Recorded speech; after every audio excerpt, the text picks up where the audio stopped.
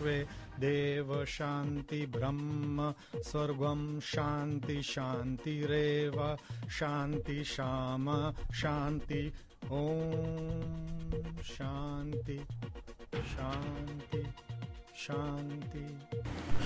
नमस्कार CSK news में आप सभी दोस्तों का एक बार फिर से बहुत बहुत स्वागत है। दोस्तों दिन भर के आज हो गया है 9 मई, जो फटाफट बड़ी खबर निकल कर एक एक करके जानेंगे। दरअसल देश भर में संक्रमितों के आंकड़े के बारे में आपको बताएंगे और दुनिया भर में जो आंकड़े निकल के आए पिछले 24 घंटे में उसके बारे में भी आपको बताएंगे। इस बीच बड़ी खबर एनएसए अजीत डोवाल ने मास्टर प्लान पीओके के लिए तैयार कर लिया है। जी इस बीच आपको बता दें कि देश भर में खास करके वेदर अपडेट बनाने वालों ने भी पीओके के बारे में भी वेदर न्यूज़ अब डेली जारी करी। इसके बाद न्यूज़ को लेकर भी बड़ी खबर निकल के आ रही है, वहाँ के न्यूज़ भी अब भारतीय मीडिया दिखा सकेंगे।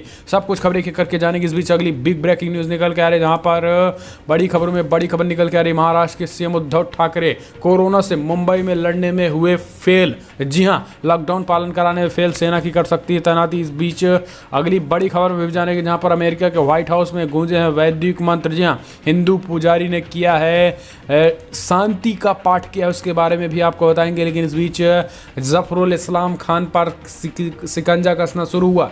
लैपटॉप और मोबाइल ना जब्त किए जाने को लेकर पहुंच गया है दिल्ली हाई कोर्ट। जी हाँ, इसके बारे में भी आपको बताएंगे, एक एक करके विस्तार से जानेंगे। जहां पर राज्य सरकारों को सुप्रीम कोर्ट ने शराब को लेकर कुछ गाइडलाइंस जारी की गई हैं। इस बीच महाराष्ट्र में चुनाव को लेकर बड़ी खबर निकल के आ रही है, उसके बारे में भी आपको बताएंगे। यानी एक एक करके विस्तार जाने के। लेकिन उससे पहले छोटा सा निवेदन, अगर आपने चैनल को अभी तक सब्सक्राइब नहीं किया तो प्लीज सब्सक्राइब के लाल बटन दबाकर चैनल को सब्सक्राइब कर। दरअसल पहली बड़ी खबर निकल के आ रही है, आपको बता दें कि देश भर में संक्रमितों का आंकड़ा हुआ 59,000 को पार। जी हाँ, अब तक 59,642 मामले सामने आ चुके हैं, जबकि 1985 लोगों की मौत हो चुकी है। पिछले 24 घंटे में 3291 नए मामले सामने आए, जबकि 96 लोगों की मौत हुई है। अच्छी खबर यह है कि अब तक 17,884 लोग रिकवर यानी स्वस्थ भी हो चुके हैं। महाराष्ट्र की बात करें तो 1090 मामले कल सामने आए हैं, टोटल 19,063 मामले हो चुके हैं। गुजरात में कल 390 मामले सामने आए, टोटल 7403 हो चुके हैं। दिल्ली में भी कल 338 मामले सामने आए, टोटल 6318 हो चुके हैं। जबकि तमिलनाडु में भी 600 मामले कल सामने आए, टोटल 6000 का आंकड़ा हो गया है। जबकि राजस्थान में भी 152 मामले सामने आए, टोटल 3580 हो चुके हैं। जबकि मध्य प्रदेश में भी 90 मामले सामने आए, टोटल 3341 हो चुके हैं। तो यूपी में भी बात करें तो 143 मामले सामने आए हैं, कल टोटल 3214 हो चुके हैं। तो आंध्र प्रदेश में भी 54 मामले सामने आए, टोटल 1887 हो चुके हैं। पंजाब में 87 मामले आए तो टोटल 1731। जबकि पश्चिम बंगाल में 130 मामले सामने आए, टोटल 1678। जबकि तेलंगाना में 10 मामले सामने आए, टोटल 1132 मामले हो चुके हैं। जबकि जम्मू कश्मीर में भी 30 मामले सामने आए, टोटल 823 हो चुके हैं। कर्नाटका की बात करें तो कल 48 मामले सामने आए हैं, जबकि टोटल 753 हो चुके हैं। हरियाणा में भी 22 मामले सामने आए, टोटल 647। जबकि बिहार में भी 29 मामले सामने आए, टोटल 580 हो चुके हैं। केरला में 1 मामले सामने आया है तो टोटल 504। जबकि ओडिशा में 51 मामले सामने आए, टोटल 270। जबकि चंडीगढ़ में भी 11 मामले सामने आए, टोटल 146। तो उत्तराखंड में 2 मामले सामने आए, टोटल 63। जबकि असम में 5 मामले सामने आए, टोटल 59। तो हिमाचल प्रदेश में भी 4 मामले सामने आए, टोटल 50। जबकि पुदुचेरी में भी 6 नए मामले सामने आए तो टोटल 15 हो चुके। तो ये राज्य दर राज्य आंकड़े। फिलहाल हम चलते हैं अगली बड़ी खबर लेते हैं, जहां पर आपको बता दें कि मौसम बुलेटिन में गिलगित बाल्टिस्तान और मुजफ्फराबाद के बाद अब वहां की न्यूज़ को भी दिखाने के लिए डीडी नेशनल के साथ भारतीय मीडिया को भी इसके लिए मंजूरी दे दी गई। इस बीच एनएसए अजीत डोवाल ने मास्टर 3 प्लान जो तैयार किया है वो हम आपको बता देते हैं। दरअसल आपको बता दें कि पीओके जल्द भारत का हिस्सा हो जाए तो चौंकिएगा मत। जी हाँ, मौसम रिपोर्ट और उसके अनुसार पाक अधिकृत कश्मीर पीओके के गिलगित बल्टिस्तान और मुजफ्फराबाद में कल जो बड़ा फैसला हुआ था उसमें खास करके यहाँ के मौसम विभाग ने जारी किया था कि वहाँ के मौसम को भी बताने का ऐलान किया था, यानी मौसम को बताया जाएगा, इसको लेकर ऐलान किया गया था। अब बड़ी खबर ये निकल के आ रही कि वहाँ की हर एक न्यूज़ को भी अगर हो सके तो प्राइवेट मीडिया, डीडी न्यूज़, सरकारी न्यूज़ चैनल, वो सारे न्यूज़ चैनल वहाँ के न्यूज़ को भी बताया जा सके और ख़ास करके भारत का है इस तरीके से दिखाया जाए। यानी वहाँ की न्यूज़ को भी अब सरकार भारत की तरफ से दिखाने की बात कही गई है। सरकार गृह मंत्रालय ने इन सभी को लेकर सभी मीडिया चैनल पर प्राइवेट न्यूज़ चैनलों को भी ये सिफारिश की है कि ताकि वो पर डे अपने वेदर रिपोर्ट में वहाँ की वेदर की न्यूज़ को भी बताएं और जो न्यूज़ निकल के आ रही हैं लोकल, वो न्यूज़ भी यहाँ पर बताई जा सके। तो ये एक बड़ी खबर निकल के आ रही है अब तक की। और इस बीच आपको बता दें कि ये तैयारी पिछले 6 महीने से चल रही है। आपको बता दें कि इसको लेकर अजीत डोवाल ने प्लान तीन मास्टर प्लान बनाए हैं, जिसके बाद पीओके पर चढ़ाई शुरू हो जाएगी। और माना जा रहा है कि जल्द ही अब स्ट्रेटजी की पूरी तरीके से कंप्लीट हो गई है और इस अगले कुछ महीनों के अंदर हम कह सकते हैं कि अगर लॉकडाउन ना होता तो शायद पीओके भारत का हिस्सा होता। जी हाँ, ये आप सही समझ रहे हैं और सही सुन भी रहे हैं, क्योंकि आपको बता दें कि पाकिस्तान की बात करें तो अमेरिका से जितने बड़े पैमाने पर रक्षा डील हुई है उसमें बहुत बड़े राज छुपे हैं। जी हाँ, आपको बता दें कि खास करके ऐसे अजीत डोभाल का इसमें बड़ा हाथ है और रक्षा सौदे के माध्यम से भारत अमेरिका को अपनी तरफ आकर्षित करना और बड़े पैमाने पर हथियार खरीद करके जो पीओके का हिस्सा होने वाला था। लेकिन आपको बता दें कि अभी उसमें थोड़ी सी रुकावट आई है, इसी वजह से अभी तक पीओके अपने कब्जे में नहीं हो सका। लेकिन इनसे अजीत डोभाल ने 3 मास्टर प्लान तैयार कर चुके हैं, जिसके वजह से अब पीओके जल्द ही भारत का हिस्सा होगा। फिलहाल हम चलते हैं अगली बड़ी खबर लेते हैं, जहां पर आपको बता दें कि बिग ब्रेकिंग न्यूज़ निकल के आ रही। महाराष्ट्र के सीएम उद्धव ठाकरे कोरोना से निपटने में हुए फेल। मुंबई में लॉकडाउन नहीं पालन करा पाए, इसलिए सेना की तैनाती हो। जी हाँ, महाराष्ट्र के मुख्यमंत्री उद्धव ठाकरे ने स्वीकार किया है कि राज्य में कोरोना के संकट तेजी से बढ़ रहे हैं और ये चेन तोड़ने में हम सफल रहे हैं। हालांकि इस बीच उन्होंने राज्य में सेना की तैनाती को खारिज किया, लेकिन भारतीय जनता पार्टी लगातार सेना की मांग कर रही है। उनका कहना है कि ये आज उद्धव ठाकरे कोरोना से निपटने में पूरी तरीके से फेल हुए, यहाँ तक कि वो लॉकडाउन को ठीक से पालन करा नहीं पाए हैं, तो कोरोना से क्या निपटेंगे, इसको लेकर उन्होंने सेना की मांग की है भारतीय जनता पार्टी ने। फिलहाल चलते हैं अगली बड़ी खबर। अमेरिका के व्हाइट हाउस में गुजे वैदिक मंत्र, हिंदू पुजारी ने किया शांति पाठ। जी हाँ, आपको बता दें कि अमेरिकी राष्ट्रपति भवन में व्हाइट हाउस के रोज गार्डन में शुक्रवार को वैदिक शांति पाठ का जाप किया गया। यूएस में national day of prayer service के मौके पर कोरोना से पीड़ित लोगों के स्वास्थ्य, सुरक्षा और कुशलता की कामना की गई है। राष्ट्रपति डोनाल्ड ट्रंप के निमंत्रण पर न्यूयॉर्क के स्वामी रामायण नारायण मंदिर के पुजारी हरीश भट्ट ने वैदिक शांति का पाठ किया है। इस मौके पर अन्य धर्मों के धर्माचार्यों ने भी प्रार्थना की है। यह पहला मौका है जब न्यूयॉर्क के स्वामी नारायण मंदिर का कोई पुजारी national day of prayer service पर व्हाइट हाउस में आयोजित प्रार्थना सभा में शामिल हुआ है। तो ओम का जो जाप है वो अब व्हाइट हाउस में भी होने लगा है। इससे बड़ा गर्व की बात और क्या हो सकती है।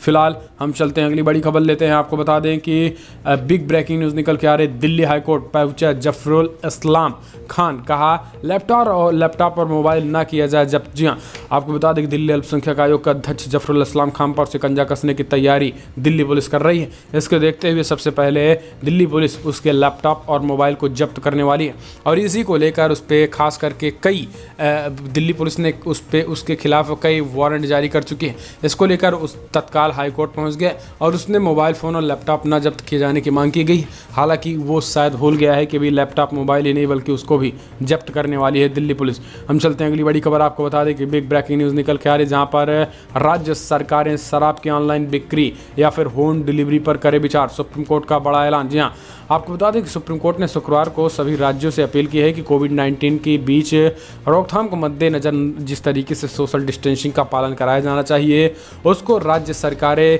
इस शराब की बिक्री के बीच फेल हो चुकी हैं।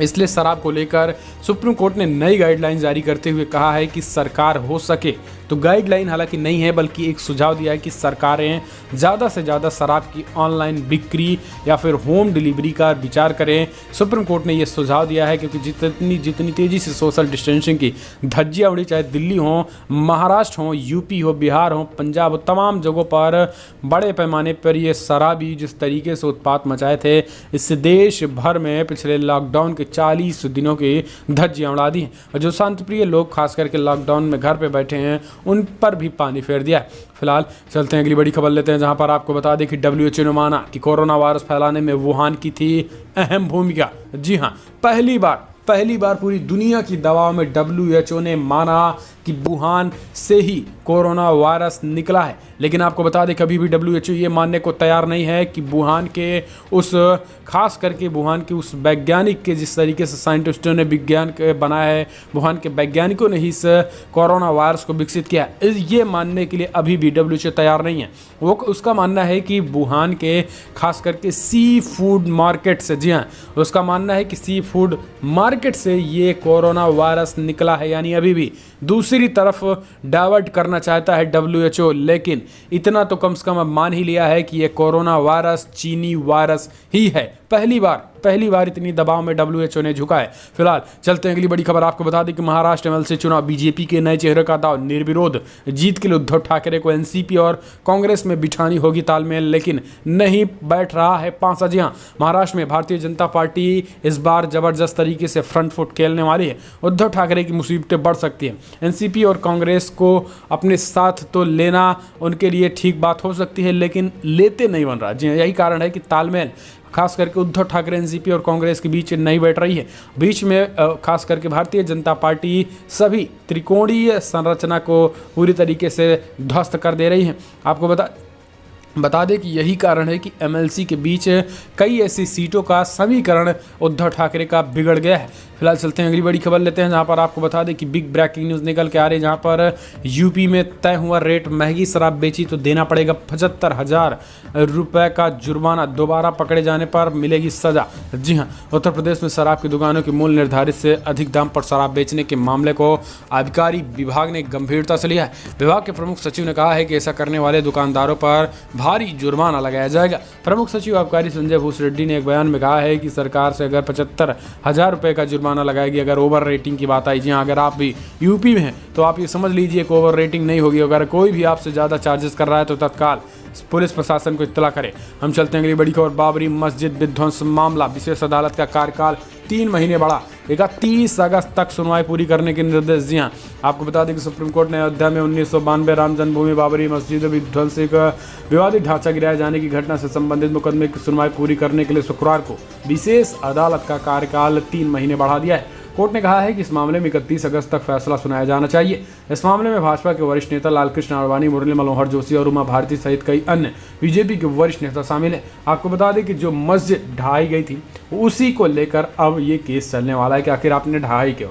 हालांकि ये दूसरा मामला था जिसमें राम मंदिर का फैसला आया है, तो ये दोनों अलग अलग मामले हैं, आप समझिएगा इसको। फिलहाल हम चलते हैं अगली बड़ी खबर लेते हैं, जहां पर आपको बता दें कि बिग ब्रेकिंग, लॉकडाउन के बीच दूसरे राज्यों में काम पर जाने के लिए श्रमिक तैयार, रोजगार के लिए बिहार से तेलंगाना मजदूर जाएंगे। जी हाँ, लॉकडाउन के कारण एक तरफ श्रमिक देश के विभिन्न हिस्सों से गृह राज्य लौट रहे हैं, तो दूसरी तरफ कुछ राज्यों के श्रमिक रोजगार के लिए बुलाने पर दूसरे प्रदेशों की ओर भी रुख कर रहे हैं। खास करके बिहार से तेलंगाना जाने की शुरुआत हो चुकी है। पहले से ही कई राज्य सरकारें अपने यहाँ काम करने वाले दूसरे राज्यों के श्रमिक को रोकने की कोशिश कर रही। दरअसल राज्य सरकारों की बात करें तो उद्योगपतियों का मानना है कि अगर जो ये मजदूर है अपने घर चले जाएंगे तो कहीं ना कहीं उद्योगों को लेकर बहुत बड़ी विडंबना हो सकती है, और अगले 2 से 3, 4 से 5 महीने तक मजदूरों को ये इस बात को लेकर राजी करना कि कोरोना का डर खत्म हो जाए और अब आप चलिए काम पे, ये पूरी तरीके से मुश्किल होगा। यही कारण है कि अभी से ही उन मजदूरों को अपने राज्यों में अभी भी रोका जा रहा है कि जो जहाँ है वहीं रहे, और स्थिति धीरे धीरे अपने स्तर पर सही होगी और लॉकडाउन भी धीरे धीरे खत्म होगा और उद्योगों को भी चालू किया जाएगा। इसलिए मजदूरों की भी समस्या धीरे धीरे खत्म होगी। इसलिए अपील हमारी भी है कि जो जहाँ है वहीं रहे। सरकार जो ट्रेनें चला रही है, अगर आपको बहुत ज़रूरी है तभी आएँ, वरना कुछ ही दिनों में, ज़्यादा से ज़्यादा 10 से 20 दिनों में सरकार कोई तीसरा विकल्प निकालने वाली है और उद्योगों को चालू किया जाएगा, वरना अर्थव्यवस्था पूरी तरीके से पटरी से उतर जाएगी, डिरेल हो जाएगी जिसको कहते हैं। फिलहाल हम चलते हैं अगली बड़ी खबर लेते हैं, दुनिया भर के आंकड़ों पर एक नज़र डालते हैं। जी हाँ, दुनिया भर की बात करें तो अब तक 38,77,000 कन्फर्म केसेज आ चुके हैं, जबकि मृतकों की संख्या की बात करें तो 2,70,000 को पार कर गया है। जी हाँ, यूनाइटेड स्टेट की बात करें तो 12,92,000 कन्फर्म केसेज आ चुके हैं, जबकि 76,000 से ज़्यादा लोगों की मौत हो गई है। स्पेन में 2,22,000 कन्फर्म केसेज आए, जबकि 26,000 लोगों की मौत हो गई है।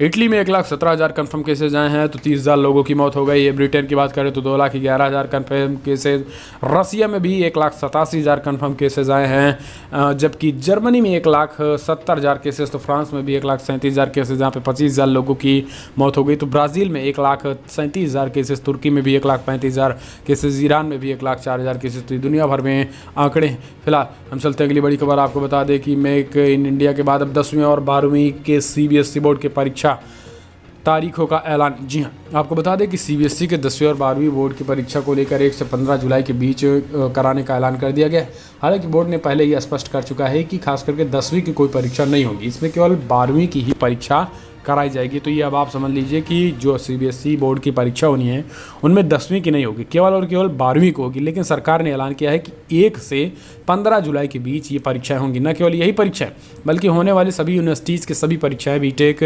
MBBA, BA, MBA, BBA सभी तमाम लॉ के छात्रों का सभी 1 जुलाई में ही परीक्षाएँ कराई जाएंगी। तो ये बड़ा ऐलान कर दिया गया है। फिलहाल बड़ी खबरों की बात करें तो बड़ी खबरों में इतना ही। लेकिन अगर आपको वीडियो पसंद आया तो लाइक करें, शेयर करें, कमेंट के माध्यम से अपनी राय देना ना भूलें। और अगर आप भी मानते हैं कि POK अब सरकार को अंतिम मुहर लगा ही देना चाहिए तो इस वीडियो को दिल से लाइक करें, कमेंट के माध्यम से जय हिंद लिखना मत भूलिएगा इंडियन आर्मी के लिए, क्योंकि POK जल्द ही अपना होने वाला है। फिलहाल बड़ी खबर में इतना ही, वीडियो में इतना ही। जय हिंद, वंदे मातरम।